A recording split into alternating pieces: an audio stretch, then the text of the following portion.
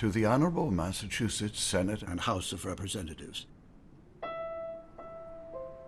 Be it enacted that there be erected and established in the District of Maine, upon one of the townships, a literary institution for the purpose of educating youth, to be called the Maine Literary and Theological Institution. Reverend Daniel Merrill. In February of 1813, the Massachusetts legislature adopted a petition to establish a religious institution of higher learning somewhere in the wilderness 185 miles north of Boston. It was that year, 1813, when Colby College, under a different name, began.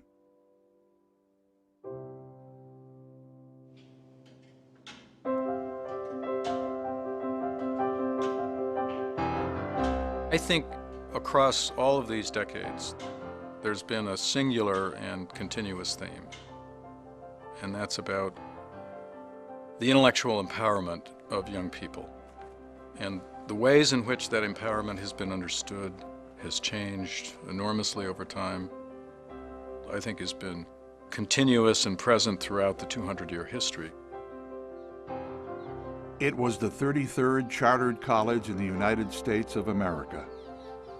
Over 200 years, and with the leadership of 19 college presidents, Colby College would seek to find and maintain its identity. Its conception was born out of spiritual necessity, but as quickly as it began, Colby would change direction, discover its own progressive vision, and open its doors to some whom society had not yet considered worthy of an education. The college, like the country, would endure hard times. It would suffer great wars and devastating economic depressions. It would struggle with issues of race, gender, and equality. It would strain under the pressure of its own growing pains. And it would face severe financial misfortune year after year. Its first century in existence would be a constant effort to simply keep the school alive. But in its second century, in a bold attempt to seize its future, Colby College would dare to start over and rebuild its campus in an entirely new location. There, it would finally establish its permanence, only to be struck by yet another war and a tremendous social revolution that would fracture campus relationships and threaten its identity once again. It's been a place that has, over the 200 years, met with a lot of moments of pretty severe resistance. And it's notable, I think, that it's come close on certain occasions to not surviving those moments. The history of Colby College is the legacy of its people, of presidents and trustees, faculty and benefactors, students and alumni. It is their story of aspiration, determination, and love for an institution they would transform again and again, and the story of their struggle to keep it relevant in an ever-changing world. It's a story of enormous determination against all odds sometimes, and with the occasional help of a miracle, to provide a place for students to study and to learn and to grow. And I don't think Colby has ever lost track of that. That makes Colby's history, I think, stand out among all others. Colby is that magic that happens between faculty and students on any given day in lots of different places and ways. It's that magic that happens when students understand their own intellectual capacities in a new way and find themselves empowered. That's the thing that was happening back in the 19th century, and it's been happening ever since.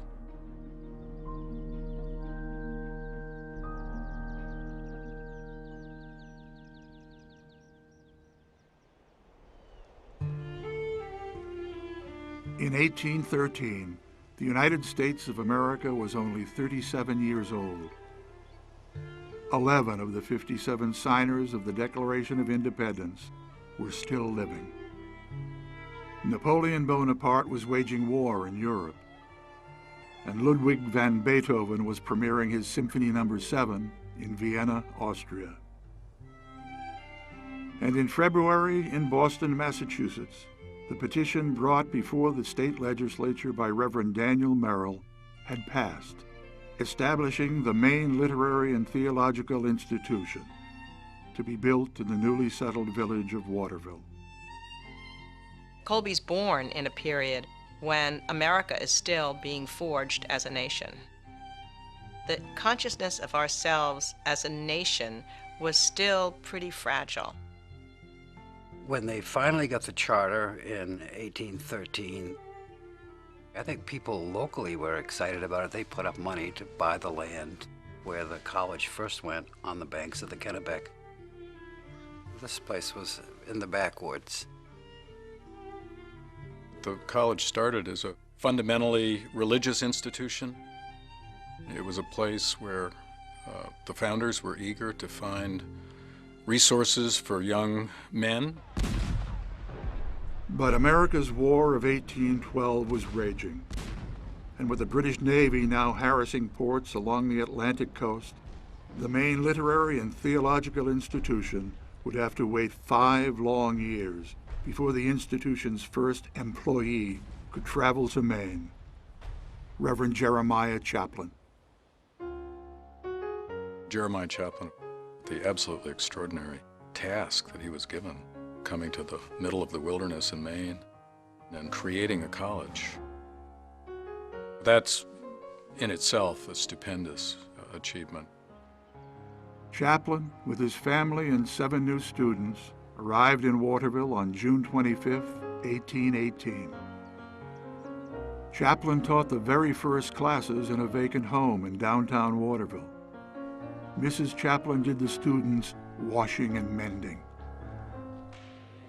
In January of 1820, Maine was recognized as the 23rd state in America, and its new legislature quickly granted the Maine Literary and Theological Institution the authority to issue degrees, and with that simple amendment, created a college.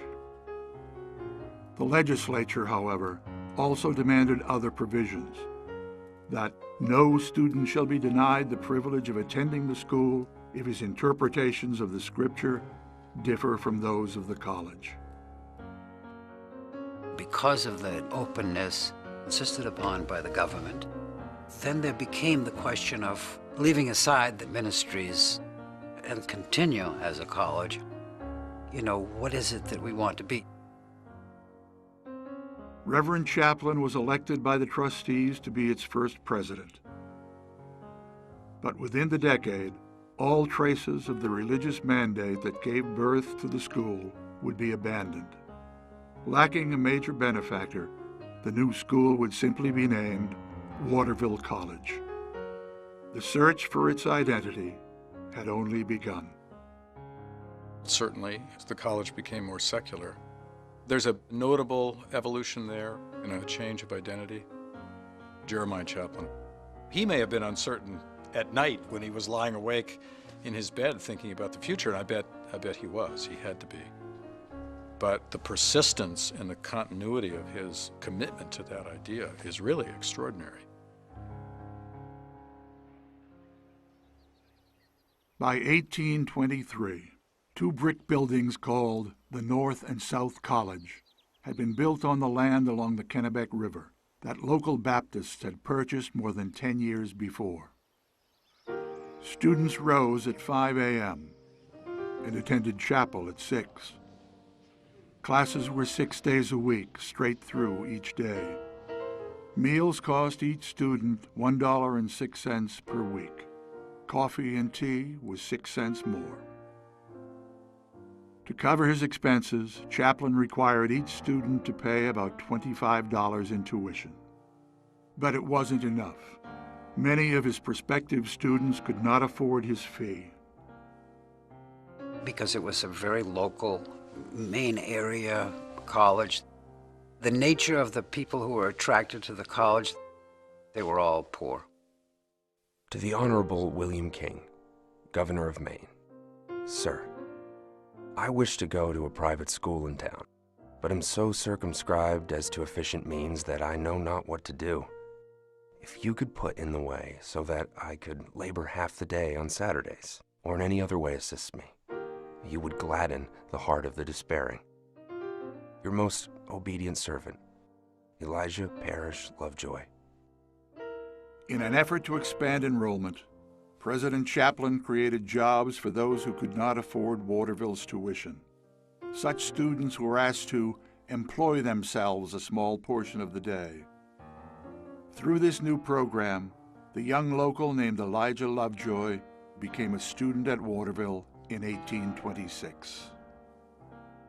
In those very early days, there was such a need for resources beyond what the college could generate itself that Jeremiah Chaplin had to traipse about New England seeking what were then called subscriptions for the college from donors not especially well connected to the institution, but who in some more abstract way cared about the enterprise. In 1833, a leader of an anti-slavery movement named William Lloyd Garrison arrived in town. Many Waterville students were so inspired by his speech that they established their own abolitionist organization at the college, dedicated to effect the abolition of slavery and to improve the character and condition of the free people of color. The college and the community and the entire state of Maine had not confronted issues of race. But I think because of the kind of students that the college had, we may have come to grips with it sooner than, let's say, in the community. Elijah Lovejoy, the man who had written to Maine's governor for help getting into the school, had graduated from the college back in 1826. He too would take up the abolitionist cause out west, in Alton, Illinois. But in 1837, he was murdered for printing controversial publications on the subject of slavery.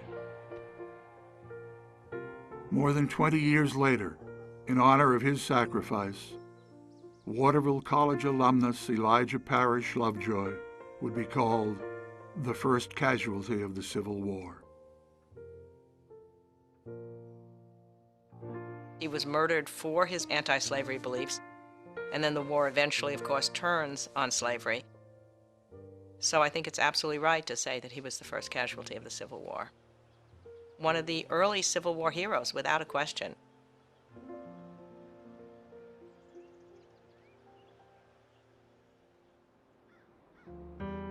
In the mid-1830s, with Chaplin retired only a few years, the college finances were in trouble, and with a mounting deficit, both its second and third presidents stepped down after serving 3 years each in office.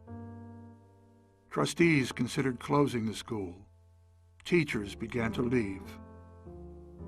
But a professor of mathematics and natural philosophy named George Washington Keeley had determined to remain at Waterville College. He and 2 other professors endeavored to raise a sufficient operating budget from every local citizen in Waterville. Approaching them, he said, like doorstep beggars. In the end, they managed to raise a remarkable $88,672. Because of George Washington Keeley, Waterville College would remain open, for now. Much of that early period, those first 3 or 4 decades of the college, were really determining whether or not this enterprise could survive in the way that it had been conceived and where it had been conceived. The institution was very fragile. Despite Keeley's success, in the 1840s and 50s, students still struggled against the grinding poverty to secure the coveted diploma. There were some meager improvements. In 1845, Greek letter fraternities were established on campus, which brought in more students, and the college library increased in size. But Waterville College now needed a true visionary to keep it alive. In 1857, it looked inward to find the answer. President James Tift Champlin had been the school's Greek and Latin professor since 1841. His plan was different, to look outside the community for financial help. In a joint effort with Brown University, another school with Baptist roots, he succeeded in raising almost $300,000. By 1860, fundraising efforts seemed to have made an impact. 122 students and 6 teachers now lived on the Waterville College campus. But over the next 5 years, that number would suddenly dwindle, as many young men would abandon the classroom for battlefields in the South. Some of them would never return. Dark days lay ahead for the country and for the little college on the Kennebec River. That spring day in 1861, we heard the maddening news of the first attack on the flag. Was there one of us who 6 months before could have imagined himself a soldier? We could not even be called good men physically. We were pure mollycoddles. But we went to the war with resolute but sad hearts, solely because a voice whispered, "You must." And the account Colby men gave of themselves in the next 4 years shows that if they were not athletes, they were just as brave as any professional soldiers. Richard Cutts Shannon. That same day, 40 students boarded a steamboat in Augusta to join the ranks of the Union Army. Fort Sumter happened on a Friday, and by Thursday, a third of the student body had gone to war. It was that quick.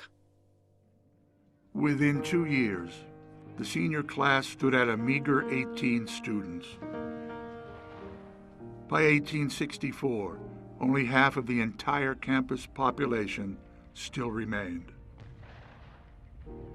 Students and alumni would distinguish themselves on the fields of battle.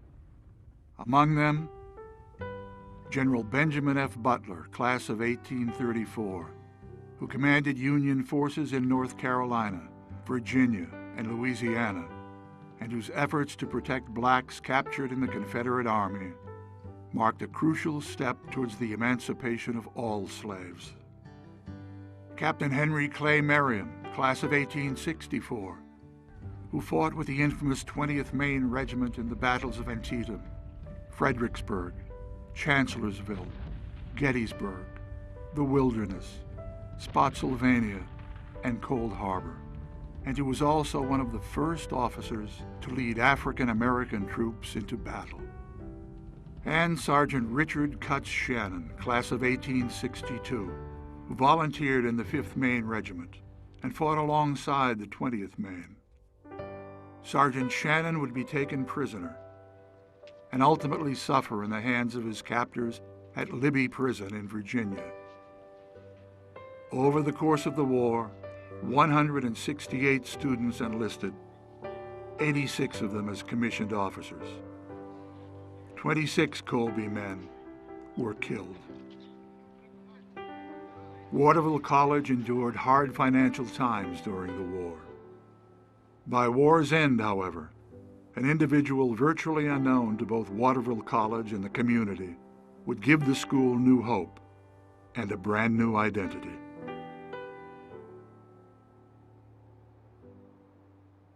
None of that rich educational experience happens or is possible without a lot of people who care a lot about the college, and in extraordinarily significant ways, and sometimes unlikely ways, give it the resources and make it happen. As the Civil War came to an end in 1865, President Champlin received a letter that would change the future of Waterville College forever. Gardner Colby, a Baptist merchant from Boston, hearing of the financial troubles at the college, came to the rescue. Gardner Colby had grown up in Waterville, and he had heard Chaplin preach. And he just was inspired by the dream of continuing this college, and he knew how desperate the college was. His father had died when Colby was young, and support had come to him and his widowed mother through the kindness of one man, Reverend Jeremiah Chaplin. Colby had never forgotten the love and care Chaplin had given them, and in 1864 pledged $50,000 to the college endowment. The miracle of the gift from Gardner Colby, the college would match with $150,000. That in real money today was several $1 million. It was an extraordinary thing to happen, and it saved the college. Gardner Colby was made a trustee of Waterville College.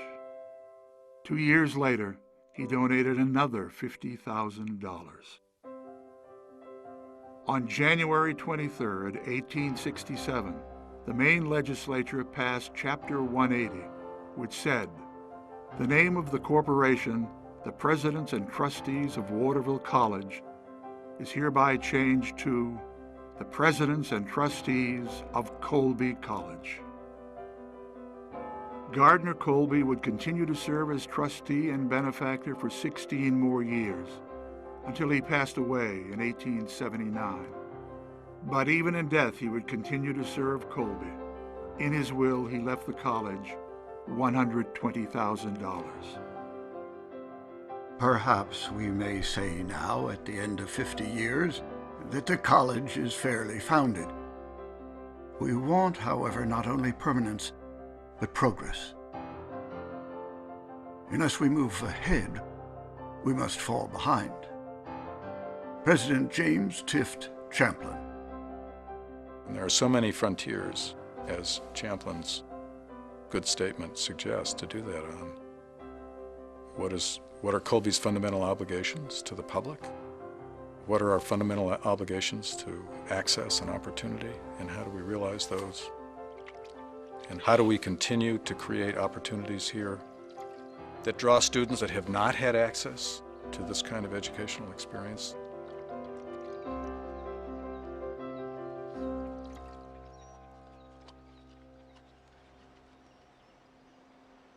The post-war era of the new Colby College was prosperous.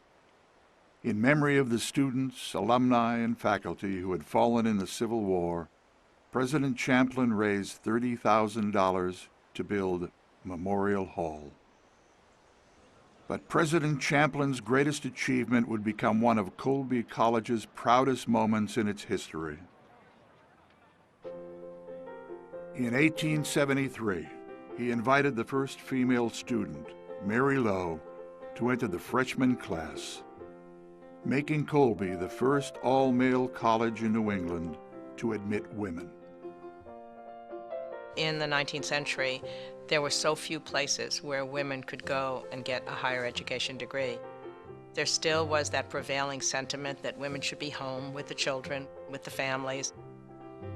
It was a bold thing to do at the time, and while other institutions pulled back from that, Colby did not. It was promoting equality and progress, and the college was taking a stand that at the time I think was a significant one. It was one of the progressive elements of Colby's understanding of itself, what it intended and wanted to do. While Mary Lowe was there, 4 more women would enroll at Colby College: Elizabeth Gorham Hogue, Ida Fuller, Frances Elliott Mann Hall, and Louise Helen Coburn. Together, they formed a literary and social society and established Sigma Kappa, a brand new national sorority and the very first one at Colby.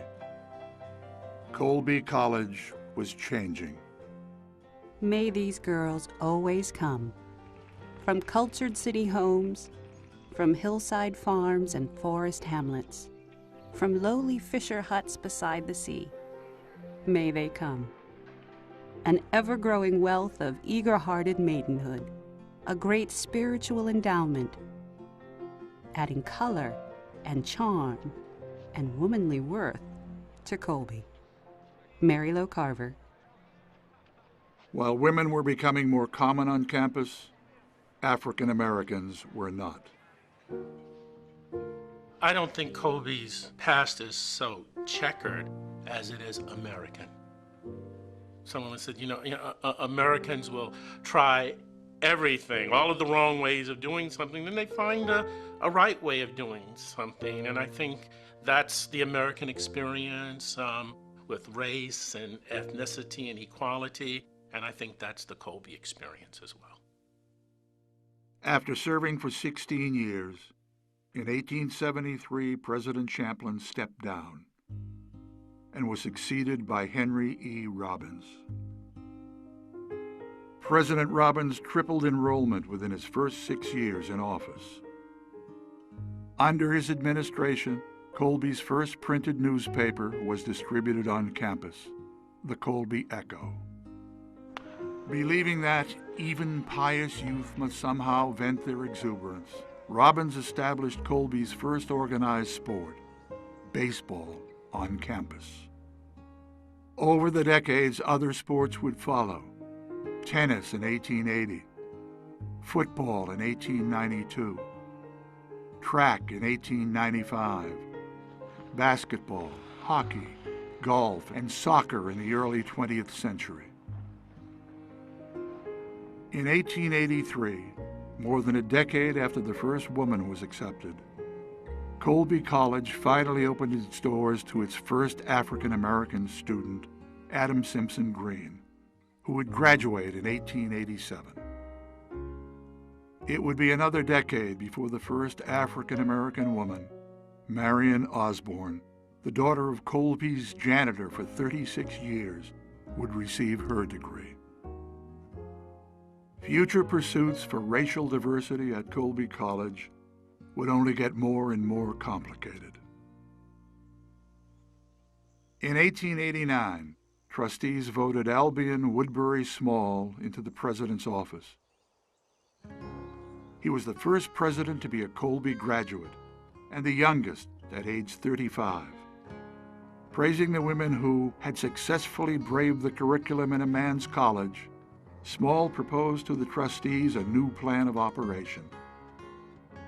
I see no plan but to declare that within Colby University, a women's college shall be founded, not an annex, not a subordinate school, but a company of women with the same claim as the men to the use of all facilities of the university, pursuing, so far as they may choose, the same courses of study as the men. Albion Woodbury Small. Women would share the college with the men, having separate but equal access to its facilities, a system of coordination rather than co-education at Colby College. They decided that they would be coordinate, sort of a step backwards. They were going to have another college with women. It was all Colby College, but it was going to be separated. After President Small retired in 1892, the college would suffer from its own deficiencies for the next 8 years, marked by deficit spending and the replacement of 3 presidents. In the new 20th century, Colby College would witness the election of a new leader considered one of the college's best. But it would again falter, this time with issues resulting from its own growth. And, like the rest of the country, it would watch helplessly as events of a bloody war in Europe would force Americans to take up arms and fight. Colby was not secure at the turn of the century by any means. It was certainly growing, and it certainly had put down roots, but there were precarious days ahead. For one thing, they were cramped on that campus, which was not going to last forever. They were putting money into a campus that wasn't going to make it.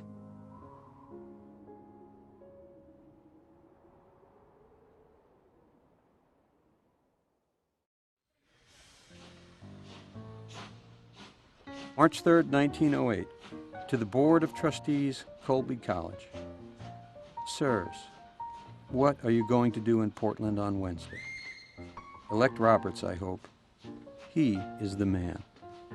Professor Julian Taylor. President Arthur Jeremiah Roberts was Colby's Latin professor before he heeded the trustees' call. He was the school's first non-Baptist president. With the help of his supportive trustees, he doubled enrollment and expanded both the size of the faculty and the curriculum, with a heightened focus on the sciences and the music department, which had been gaining tremendous notoriety throughout New England. He adopted the semester system and abolished hazing on campus. The college had physically grown as well. A science building called Chemical Hall, a gymnasium, and more dormitories to accommodate the overflowing number of incoming men and women.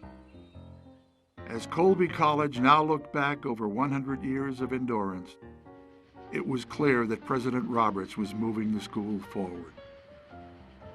But his most vital role was still ahead of him.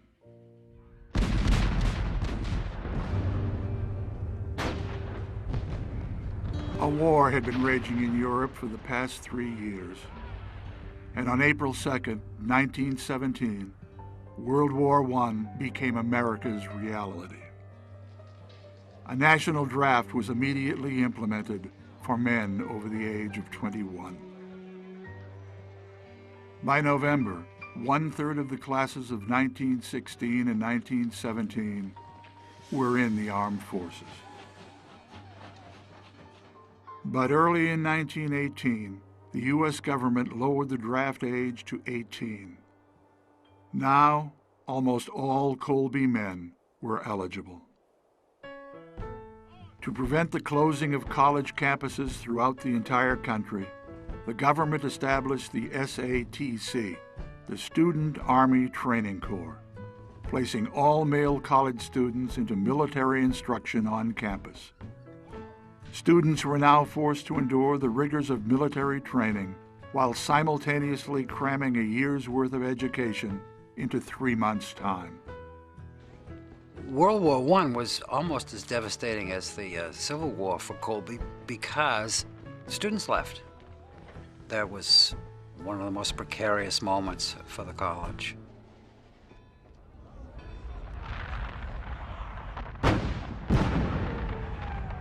For Americans, World War I was brutal but short-lived. It came to an end on November 11, 1918. 18 Colby men had died. That fall, the Spanish influenza spread to the area and hung like a cloud over the Waterville community. 2 more students died. The campus was quarantined. As students dispersed at the end of the 1918 semester, between the war and the influenza, no one really knew how many would return. The young men who had left and had seen the horrors of the war weren't particularly anxious to come back to this place. President Roberts was instrumental in finding employment for returning veterans. He announced that every student veteran would be granted war credit, to be encouraged in every legitimate way, he said, to return and complete their education. Arthur Roberts was probably the most beloved president in town because he was very engaged in the community. Prexy Roberts, he was called, and there was great fondness for him. They offered them work opportunities to come back and live in Waterville and finish their degrees. And it worked.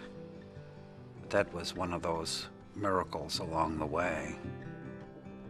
When the college reopened in January of 1919, so many men came back that enrollment was larger than it had been before the war. Roberts then pursued the issue of the school's precarious endowment. Through his solicitation of numerous outside contributors and 1,700 alumni, By 1921, he had secured an astonishing total of $1,442,000. Colby College was now $1 million college, fully equipped to face the next 100 years, Roberts said, with renewed faith and firm assurance.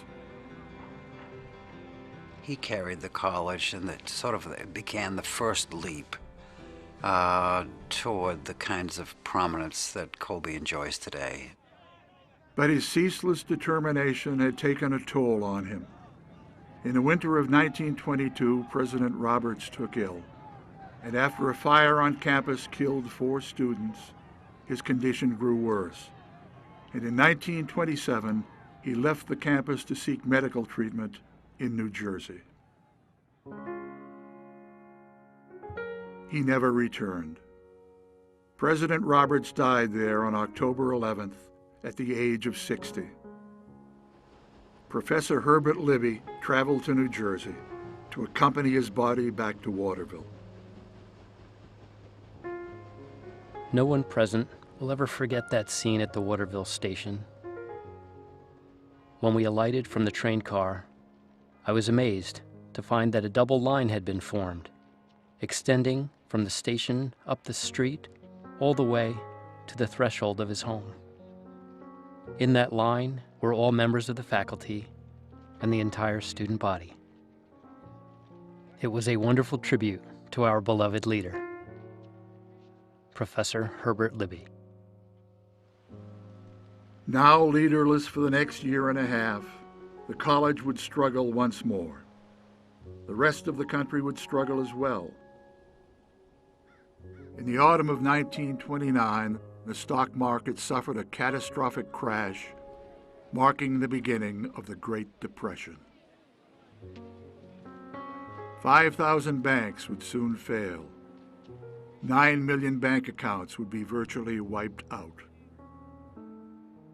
No decline in our history was so far-reaching or so deep. It was said that the Depression cut across people's lives like a knife cutting into bread. Every life was affected by it. That semester, 46 Colby students were forced to drop out. A few months later, anxious college trustees placed the school's future in the hands of their next leader, Franklin Winslow Johnson.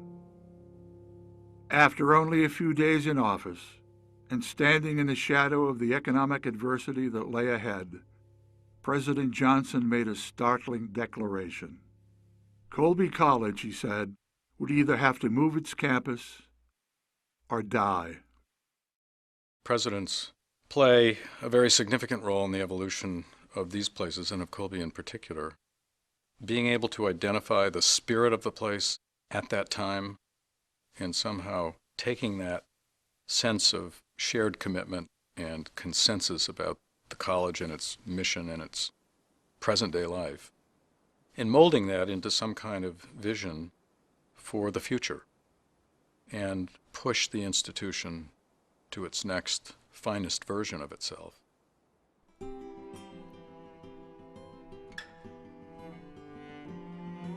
It was brought to Johnson's attention that the current campus was in relatively poor condition. An evaluation actually suggested that it might cost almost as much money to fix the current plant as it would to start anew. It was so constrained with the railroad on the one side and the river on the other side, and it was just bursting out of its campus. And there were a number of things that had to be done, and it couldn't be done on that campus. Physically moving a college campus seemed impossible. But like many presidents before him, Johnson was steadfast in his commitment to build a greater future for Colby College. It was a kind of confidence in the future and a belief in himself and his leadership that was echoed on the national scale by FDR. I mean, think about that first inaugural address. We have nothing to fear but fear itself. It wasn't just simply the words. It was that he projected such confidence in himself and in his fellow Americans that we would get through this trouble. So at the same point, I think projecting we're going to not only exist, we're going to go forward. We're going to do something great. That's an extraordinary moment in Colby's history, and probably the pivotal moment. I think he was right that the college had to do that or die. But he saw something very real there and made other people believe it as well. When the trustees met in November of 1930, they all voted to move forward with Johnson's plan. By April of 1931, in order to keep the college in Waterville, local citizens, just as they had done in 1813, raised the money to purchase the land, $100,000.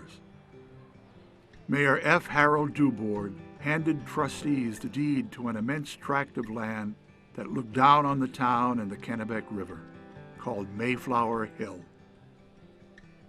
The story of moving Colby College, however, would be marked by one frustration after another for the next 21 years. But it would also be marked by incredible acts of generosity. In 1937, Colby alumnus George Horace Lorimer, class of 1898, editor of the prestigious weekly magazine, the Saturday Evening Post, paid for Mayflower Hill's new campus chapel, a sum of $200,000. A few months later, construction commenced on what would become the Roberts Union. More assistance came from alumni. $150,000 from the widow of James King, class of 1889, for the creation of a new library.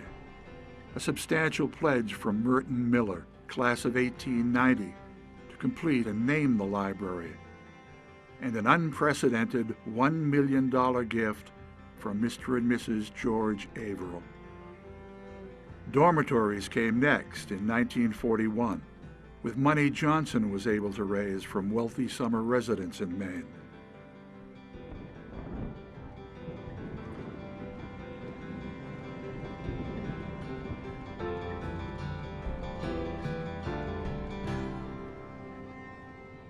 That same year, while watching his dream become a magnificent reality, Johnson decided it was time to step down.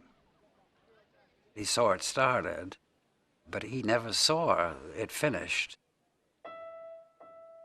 He was around planting trees on this campus before he died. Johnson Day every spring. He would take the day off with students and landscape this place.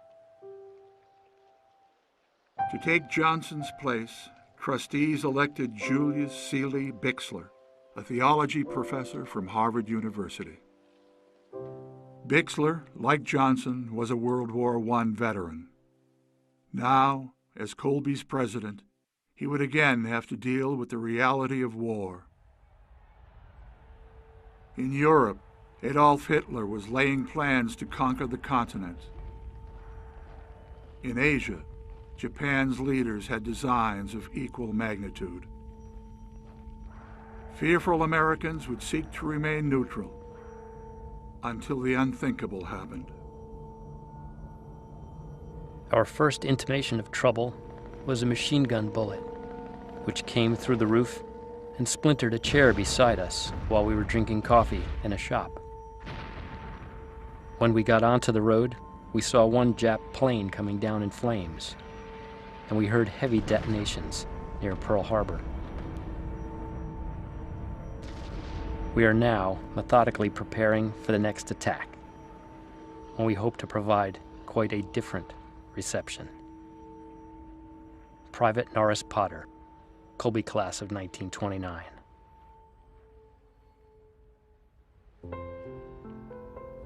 A nationwide demand for war materials made any further construction of the new Colby campus impossible.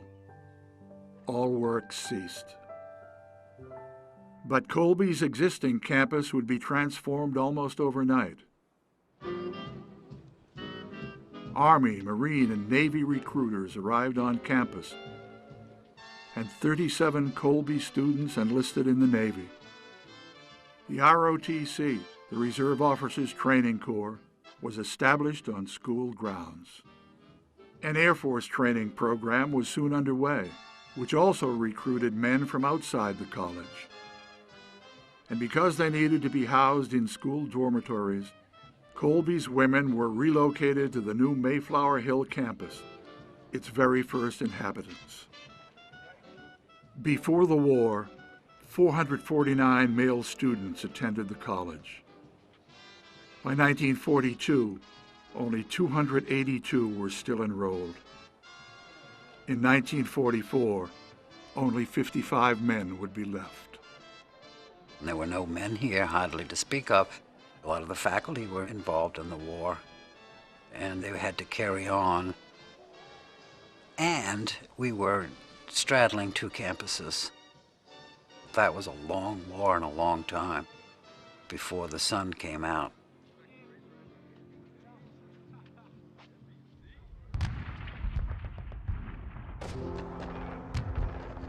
(1,350) Colby students and faculty served in the armed forces.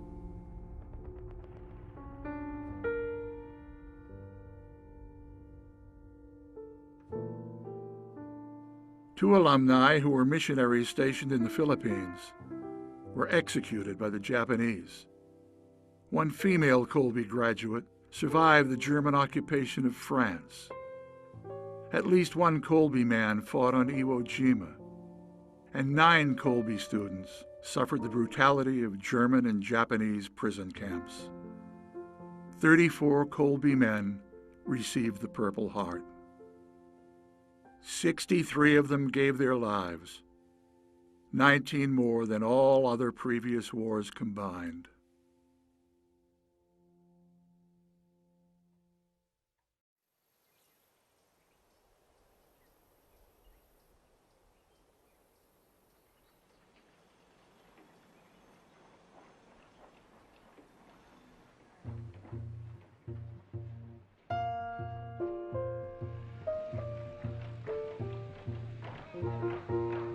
In 1946, trustees resumed construction of the new campus in earnest.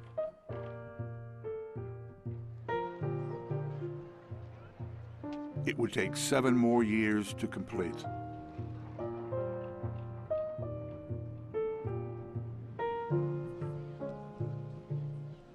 By 1952, 21 new buildings stood on Mayflower Hill.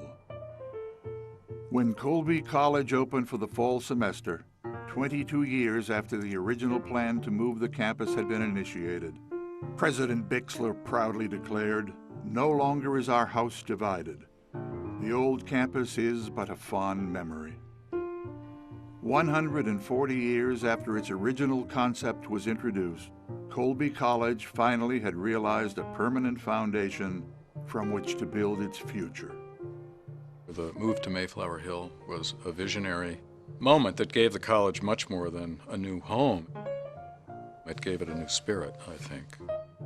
And that took a tremendous amount of foresight on the part of a couple of presidents, Bixler and Johnson.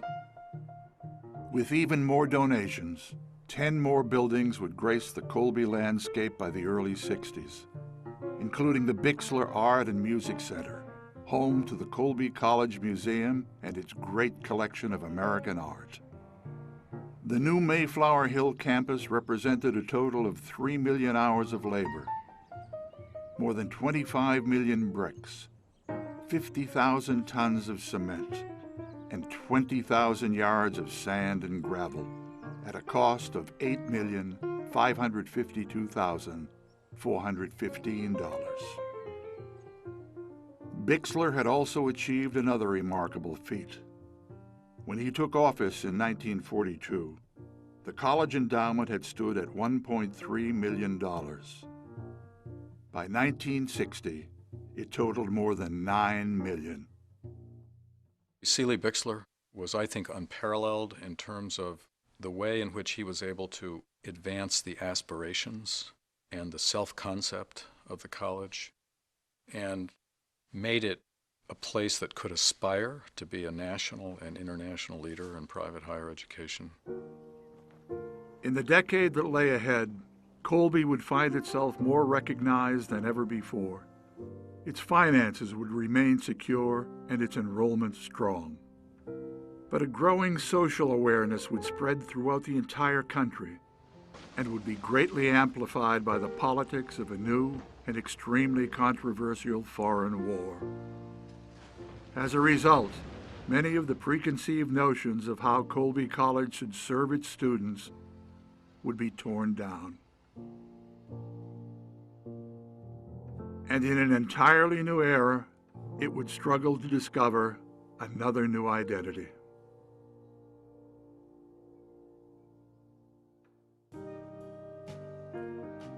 Growing up in a world in Washington, D.C., and if you were black, you got back.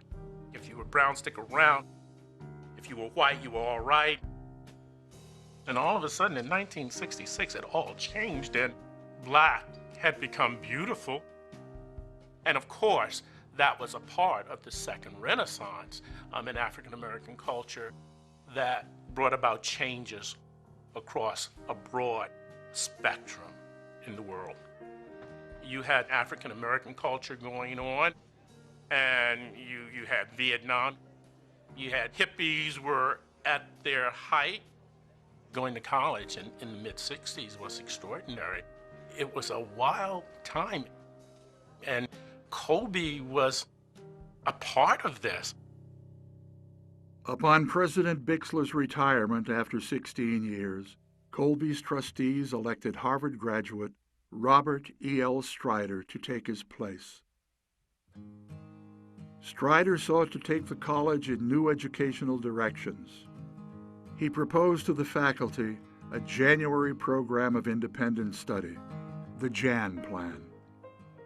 The January program of independent study came about out of Strider's desire to try to strike some innovation into the liberal arts curriculum. While I was at Colby, they started the January Plan, this amazing possibility that you could do something independently in January. So one of the years, I took a bus trip. I went across country on the bus and kept a journal of my trip. And I've later thought, when I won the White House Fellowship, it was in part because I wrote the essay, and it had to do with that bus trip. My experience was largely working with the college editor in graphic design.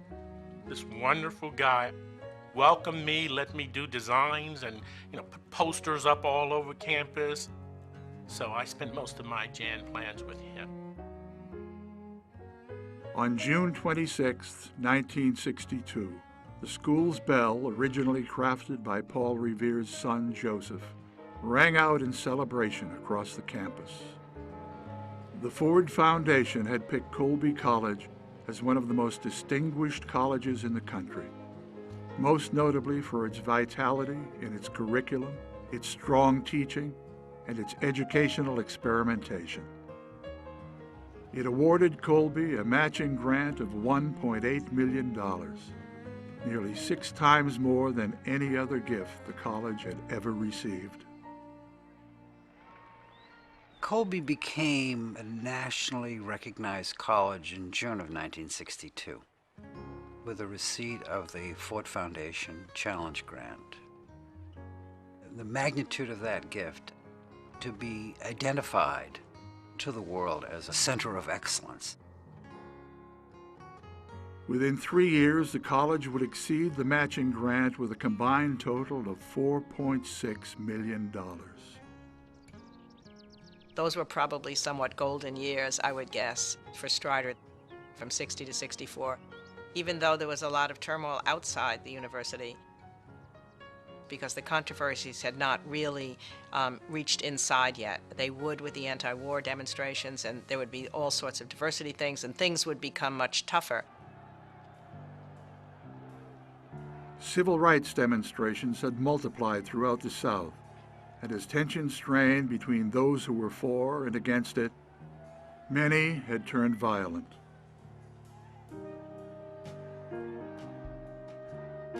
College campuses across the country became hothouses on the issue of race. It was abrupt.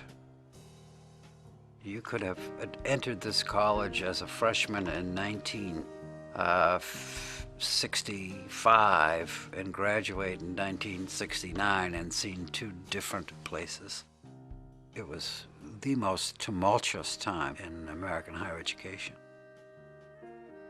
I think there were 10 to maybe 15 students of color who came in my class, and that was a large group at Colby. And I think you could sense something was going on there. It was a time in history at the college when people were questioning everything and then doing things if you don't like the answer. A growing number of Colby students began to contemplate demonstrations of their own. One of the members of the student government, Jacqueline Ruth Nunez, designed a motion calling for the abolition of discriminatory practices within all campus organizations, taking aim at the school's fraternity and sorority system. I was a member of Delta sorority, and we took in our first African-American girl into our sorority, at which point we got kicked out of the national sorority for having done that. It was a Southern-based sorority. Nevertheless, there was that sense of pride that we had taken that step forward. For the past 100 years, Colby had been providing male and female students separate but equal access to the college. Like the issue of coexisting races, Colby students now demanded coexisting sexes on campus. Strider was steadfastly against the idea of co-ed living. But after a family vacation abroad, I came home, he said, with a clearer recognition that Colby College was actually far too insulated. In 1967, the trustees declared the college coeducational. It now seemed that the little college on the Kennebec had found some contentment on campus.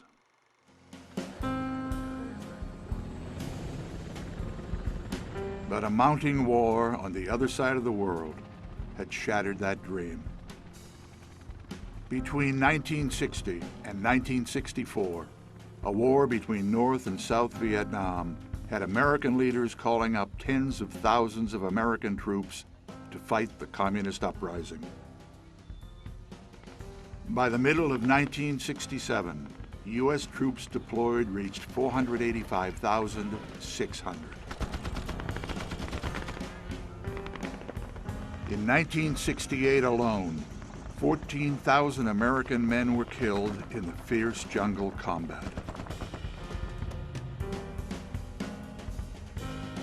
The Vietnam era was all about change. It was all about attitudes. It was all about American college students growing up to take a role in the leadership, to dare to stand up. We don't like what we see. Here's what we want changed. At Colby, passions were flamed by differences in both political and social views on the war, minority rights, and a growing feminist movement. Students were now determined to instigate change.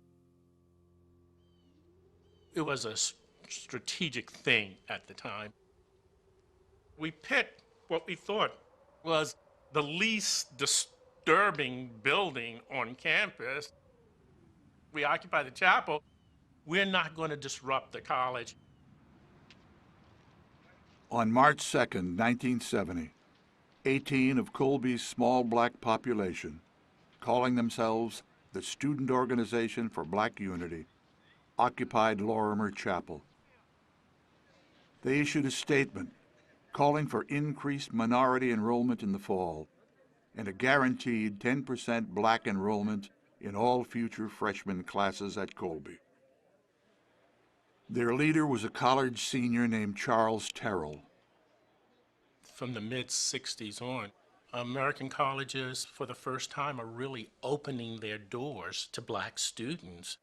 But what I think American colleges didn't do, and Colby as well, is that they didn't make the adjustments that they needed to make for bringing in a cohort of students that had different needs. They expected students to make all of the adjustments. Strider warned they were trespassing and must leave. They refused. Reporters flocked to the sit-in to record their complaints. At the same time, an anti-war protest brought about a campus-wide strike. Classes were suspended. It was a time in history at the college when people were not willing to accept what we were told was the right thing to do. And I think probably it represents what a good liberal education should be about. Strider was in a tight spot all the time because some of the demands were outrageous and some of them weren't. And he didn't want to listen to any demands at all because he didn't think it was a student's place to make demands. He would listen to requests. The sit-in would last 7 long days before the Kennebec County Sheriff forced them out with a court order. In the weeks following the sit-in, with the strike winding down, students seemed less engaged with their education. After faculty voted to resume classes, attendance actually began to fall because they had voted to leave attendance open-ended for students who wished to continue striking. At graduation that year, Strider said, "This year, unhappily, the Colby degree for some members of this class is not as good a degree as this board and faculty have always wanted it to be." Having been a university administrator for most of my career, I think it was very difficult for the administration to deal with a group of students making the kinds of demands that we were making at Colby, and it was entirely unexpected. Although things were going on across the country, no one expected this at Colby. As the Vietnam War finally came to an end, President Strider turned his focus toward the school's future. Student services were re-examined. Plans were drawn up for a health center, a theater, a student center, and better science facilities. And a brand new course of study was introduced, computer science. In 1975, the Seeley G. Mudd Fund of Los Angeles gave Colby a $2 million grant for a new physics, geology, and mathematics building. The Airy gift added $4.5 million to strengthen the school's science department. Additional grants were given by the Dana and Kresge Foundations to be applied in part to the building of Dana Hall and the renovation of the athletic complex. In 1977, a newly finished theater was named in honor of the Striders. After 21 years of dedicated service, he was retiring. During his administration, the physical campus had doubled in size. Total enrollment had increased from 1,200 to 1,600. And the college had grown from regional to national appeal, all during the single most turbulent period in the U.S. history of higher education. American higher education never changed faster than it did between the years between 1968 and 1971. All those decades after 1960, it was an incredibly dynamic time. It involved huge changes in the physical aspect of the campus, and it involved changes in what we do, in the very nature of what we do. In 1979, Bill Cotter became Colby's 18th president. When I got to Colby, the faculty, they owned the college. This was their college. It was very clear that the goal of the faculty and the staff and the board as well was to become more diverse, in diversity in student bodies, not just race, geographic diversity, international connections. Some of the things that I was asked to try to address was increase our faculty size, strengthen our endowment. We needed some buildings, even though the campus plan as originally designed was completed.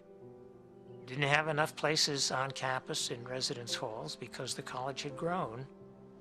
And the reputation of the college had not caught up with its quality. To meet his goals, in 1982, Cotter commenced with the Colby 2000 campaign, setting a goal of raising tens of millions of dollars to maintain and improve the school. Colby was underendowed compared to its peers. It was $23 million when I arrived. But a developing conflict now commanded his attention. There was a fraternity challenge. It was a real issue. I know that Greek experience provided for many men, particularly, very powerful experiences in community and friendship. And that is all good. But the Greek system provided some obstacles that limited the college's development in some very serious ways, partly because of its exclusivity. After Vietnam and the house mothers left, the houses frankly became less disciplined than they had been. Grades went down, parties went up, maintenance of the house was a problem, sexism was a problem. Here was the first college in New England to admit women. After a long study that had faculty on it, students on it, lots of trustees, administrators, we decided that the way forward was really to be without fraternities. With much controversy, Cotter and the trustees ultimately withdrew Colby's recognition of the Greek letter system on campus. By the spring of 1984, they would all be closed for good. When Colby gave up fraternities, there was a fear that alumni would stop supporting, donations would go down, and the applicant numbers would go down. And they both went up. Alumni contributions would actually increase with each passing year. With the leadership of Larry and Jean Pugh, the 2000 campaign would raise over $100 million. In the early 90s, the school's curriculum boasted over 700 courses. But Cotter still had more to do. We had no black freshmen in the freshman class, 0. Cultural multiplicity was still the primary issue on campus. The faculty voted to adjust graduation requirements to ensure that students take at least one course that dealt with race, class, or gender. And a concerted effort was made to recruit students from all over the world. There are a couple of very notable developments over that period of time in the 70s and 80s and 90s. The admission of many more different and new groups of students representing racial and ethnic diversity at Colby of a kind that we'd never had before. The focus on cultural awareness would culminate in the largest individual gift to Colby College to date, a grant from the Oak Foundation, establishing on campus the Institute for the Study of International Human Rights.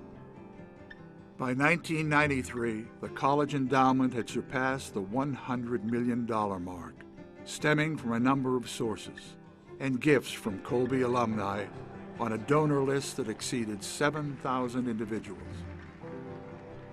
As a result, a construction boom exploded on campus, the like of which had not been seen since 1952. The Olin Science Building, the Pew Center, the Schuff Wing of the Colby Art Museum, the Schuff Scientific Computing Center, and a 22-unit apartment building to later be named for its largest donor, Harold Alfond. Admissions for freshman enrollment hit a record of 4,600 applicants for only 475 available freshman slots. When President Bill Cotter stepped down from office after 20 years, longer than any other Colby president, the school's endowment had increased from $35 million to $242 million. Trustees elected William Bro Adams as Colby's 19th president. My predecessor, Bill Cotter, was a remarkable presence here and did extraordinary things for the college. He was a giant in the pantheon of that long line of presidents. Based on many of Colby's traditional strengths, Adams launched a plan that set priorities for the next decade: public affairs and civic engagement, visual arts, environmental science, financial aid, and additional faculty across all divisions. To accomplish his goals, in 2005, a new capital campaign got underway, Reaching the World, named for where things were going for Colby College. Campaign donations allowed for the construction of the Diamond Building, the Pulver Pavilion of the Cotter Union, Cher Swenson Watson Alumni Center, Bill Alphon Field, and the Harold Alphon Stadium. And the largest single gift came from Peter and Paula Lunder, a collection of American art valued at $120 million, to be housed in a new Alphon Lunder Pavilion. Donors also gave more than $60 million to strengthen financial aid, helping to ensure the future of one of Colby's most fundamental convictions: access for students from all backgrounds. Recent decades of the college really has been one of steady expansion. It raises questions, I think, for the future. Can this growth continue in this way? Can the college continue to grow physically? Can it continue to grow in its programmatic complexity? We have come to a point in history, I think, where we're going to have to face that. Every fine American institution has a great history to tell, but Colby's just filled with sort of miracles and with audacity to think about how they recovered after the Civil War, and to think that they dared to start a campus and have the stock market crash and have another world war, and it would have been easy to give up.